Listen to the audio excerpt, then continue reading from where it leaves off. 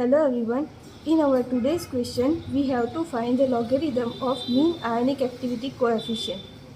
In this question, we have concentration of sodium chloride is equal to 0.02 mole kilogram inverse and the concentration of calcium nitrate is equal to 0.03 mole kilogram inverse is given.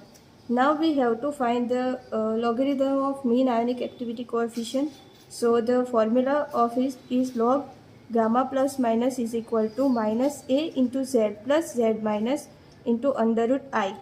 Now here Z plus into Z minus is the charge of ions. So here NaCl dissociate in Na plus and Cl minus, and CaNO3 twice is dissociate in Ca plus 2 and 2NO3 minus. Now here concentration of NaCl is 0.02. So its ion concentration is also 0.02.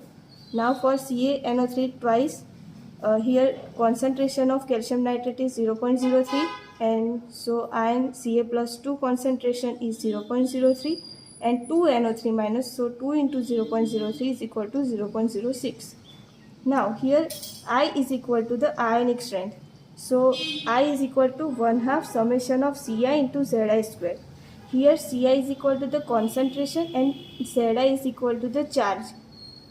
Now put the value of this ion in this equation. So concentration of Na plus and charge of Na plus square. Now similar for Cl minus, Ca plus 2 and NO3 minus. Now put the value. Concentration of Na plus is 0.02 and charge on sodium is plus 1.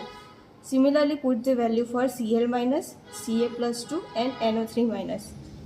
Now after solve this equation, we get the value of I is equal to 0.11.